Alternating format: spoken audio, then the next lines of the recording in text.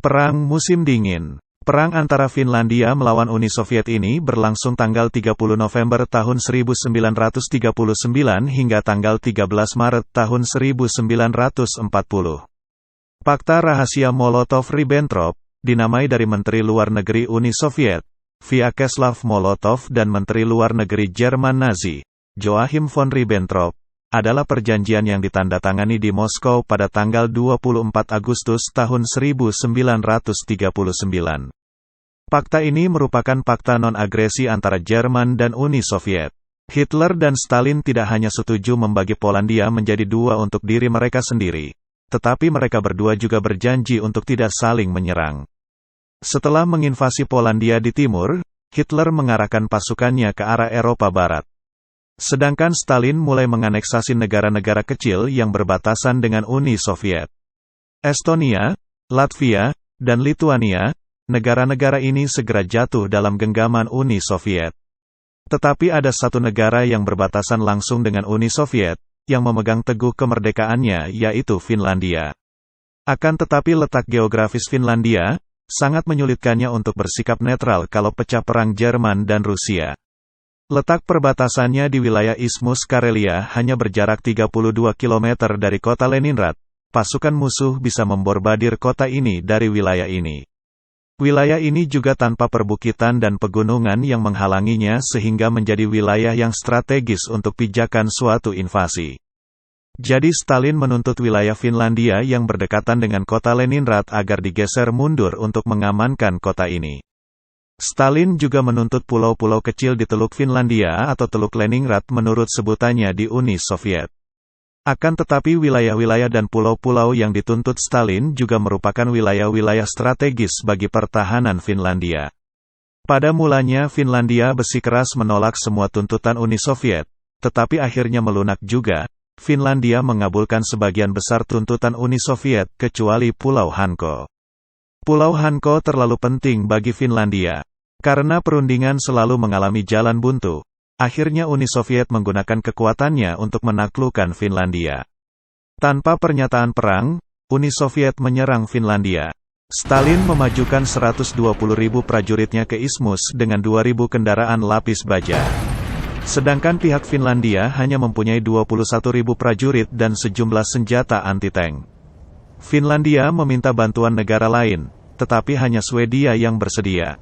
Walaupun Swedia sudah menyatakan diri negara yang netral, tetapi secara diam-diam mensuplai Finlandia dengan amunisi, senjata, beberapa pesawat dan meriam. Tetapi itu semua belum cukup untuk mengalahkan Stalin. Tetapi para prajurit Finlandia terkenal sebagai prajurit yang kuat, berdisiplin tinggi dan mahir menggunakan senjata. Mereka juga penuh semangat dalam menghadapi ancaman Uni Soviet. Suatu kali seorang prajurit Finlandia mendengar sejumlah besar pasukan Uni Soviet sedang berbaris maju ke arahnya. Ia berkata, "Ada banyak tentara Rusia, tetapi negara kami terlalu kecil untuk mengubur mereka semua." Finlandia menyebar tentara mereka di sepanjang Teluk Finlandia dan di pedesaan sepanjang perbatasan timur untuk mencegat pasukan penyerbu. Tetapi pertempuran sengit terjadi di wilayah Isthmus di mana prajurit Finlandia terkonsentrasi di garis Mannerheim, dinamai sesuai pemimpin mereka, Marsekal Carl Gustaf Mannerheim. Tentara Soviet lebih banyak dibandingkan tentara Finlandia, 1:5. Tetapi kualitas tentara Uni Soviet sangat buruk karena Stalin baru saja melakukan pembersihan terhadap para jenderalnya yang cemerlang. Tentara Soviet juga harus menghadapi medan hutan belantara yang lebat dan dinginnya medan bersalju di Finlandia. Seragam yang dipakai tentara Uni Soviet bercorak gelap sehingga menjadi target yang mudah bagi pasukan Finlandia. Untuk mengalahkan tentara Uni Soviet yang jauh lebih besar, tentara Finlandia harus memakai taktik yang jitu. Berkamuflase seragam putih, mereka bergerak dengan cepat menggunakan papan ski, memutari musuh mereka. Kadang menyelinap di belakang musuh dan menghabisi musuhnya dengan pisau. Mereka mencuri senjata dan amunisi tentara Uni Soviet karena keduanya menggunakan senjata yang sama. Prajurit Finlandia bergerak dalam kelompok yang biasanya terdiri dari 4 personil.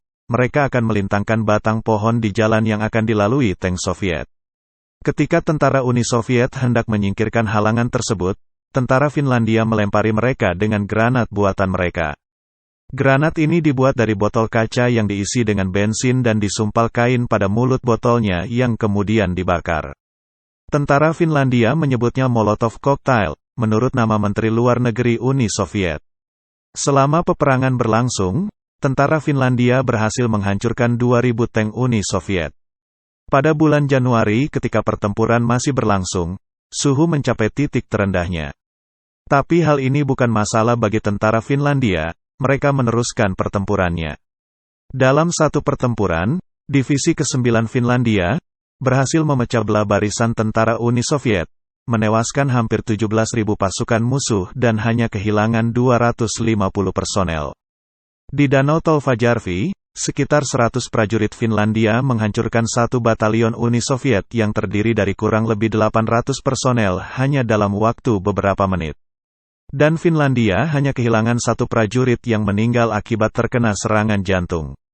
Segera pihak Uni Soviet menyadari bahwa prajurit Finlandia tidak mudah dihadapi.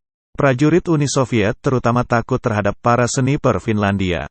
Sniper seperti Simo Häyä, yang telah membunuh 500 prajurit Uni Soviet dalam waktu 3 bulan. Pasukan salju, sniper dan bom Molotov telah membuat pasukan Finlandia berhasil menewaskan, melukai dan menawan sekitar 500.000 tentara Uni Soviet. Akhirnya Stalin sadar bahwa dia tidak akan bisa memenangkan perang ini.